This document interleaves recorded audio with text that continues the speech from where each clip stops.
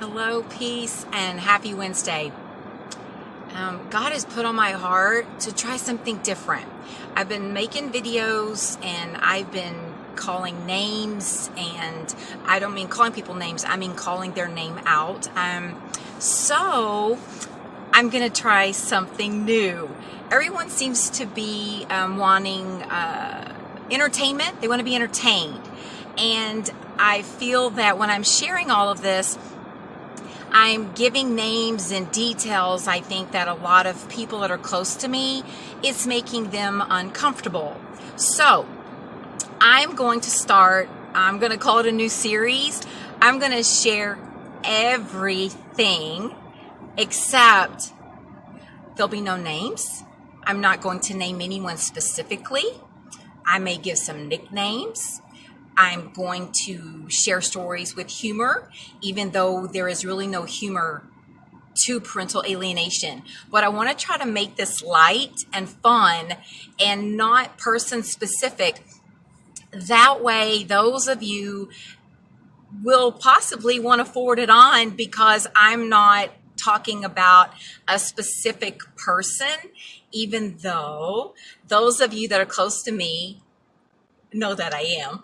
But I am not going to put anyone's name out in the universe again because I have too much to lose.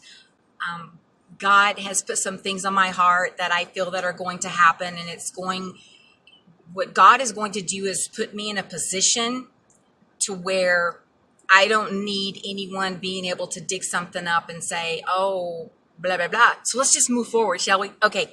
I want to start off with, once upon a time, there was a mom that had primary custody of her son.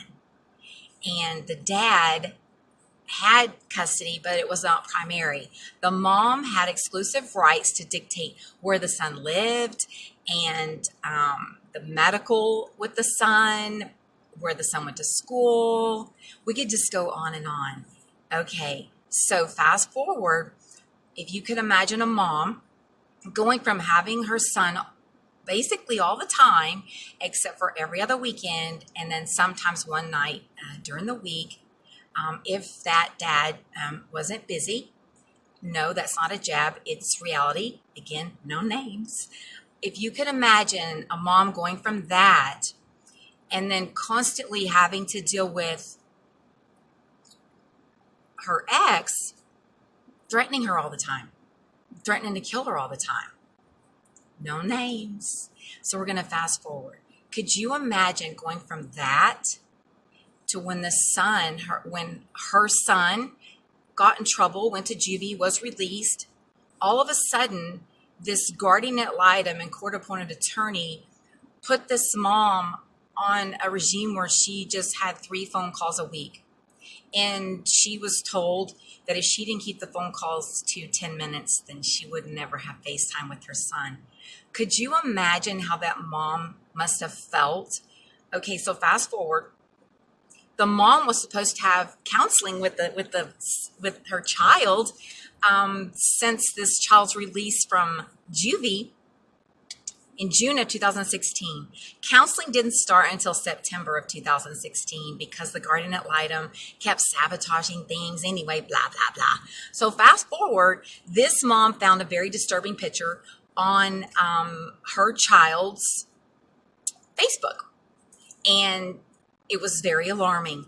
And the mom, not having any contact with the child or the parents, or anyone in that family, had no choice but to reach out to CPS to do a report. Oh, don't let me forget that this mom's attorney advised her to do that. Gosh, that was an important nugget of knowledge. Okay, so before I forget, this mom is someone very close to me, literally very close to me. And so what I speak of, I'm sorry to stop right here, but what I speak of, it's factual. There are emails to document everything that I'm saying. This isn't a joke, even though I'm making light of it, because I want people to watch it, and I want people to possibly forward it on, because I'm wanting to tell a story with a light heart and not be negative. Okay, so fast forward. After the report was filed, that poor mom was supposed to have her first unsupervised visit with her son coming up in that November with no court order. There was no court order for any of this nonsense. Nope. Well, this mom that I know told me and showed me the email the ad litem sent to her, and this is what it said. Well, you were headed for a visit with your son, but you spun out of control. Now you don't get to see your son because you called CPS. Okay, people. All right. Really? Okay.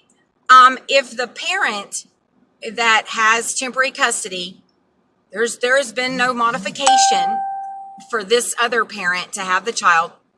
It was very temporary until that child was off probation.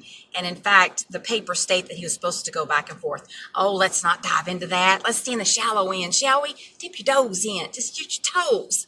Okay, I want you to be comfy. Okay, and maybe pass this along. If nobody is looking out for the child's rights, people, children have rights. Children have rights. Forget about mine. Forget about yours. Forget about who the dad's. The child has a right for someone to check in on his safety and welfare and his mental. If a child has a mental illness and he is being denied medication because his new stepmom says he doesn't need it, well, why would this stepmom care when she has a son in prison? Yep, I said it. I did not say any names. I'm not saying any names. But this child's new stepmom has a son in prison. So why would this stepmom care about this child that's not hers? All right. People, come on.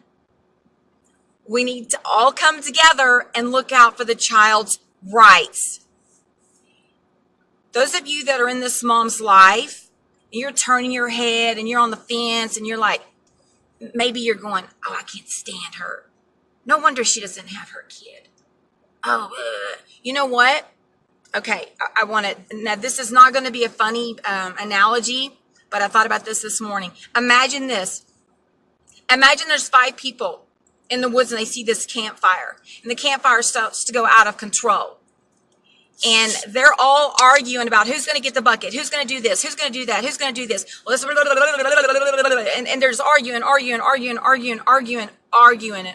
about, well, no, because there's this rule. No, there's that rule. No, we can't check on the child because you're harassing the dad. We can't check on the child. You're harassing the dad. We can't check on the child. You're harassing the dad. If you contact us one more time to check on your son, we're going to have to arrest you for harassing the dad. This mom has told me of so many instances where she was threatened over and over and over and over. So let's get to the campfire. After all of the arguing, again, it's a metaphor, people. It's a metaphor. Don't pick it apart. Come on, stay with me. You turn around, or those turn around. The forest is burned down. There's a lot of dead animals on the ground. There's a lot of dead things because everyone was arguing about whose responsibility. It's civil, it's family, it's this, it's that.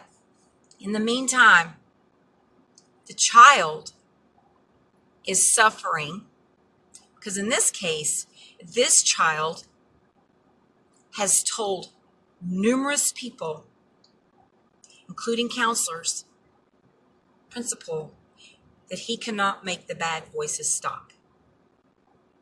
Nobody cares. And don't let that mom try to get the kid help.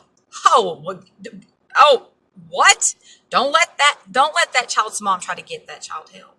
Because that's just not happening, you see. That's not happening. It's not happening.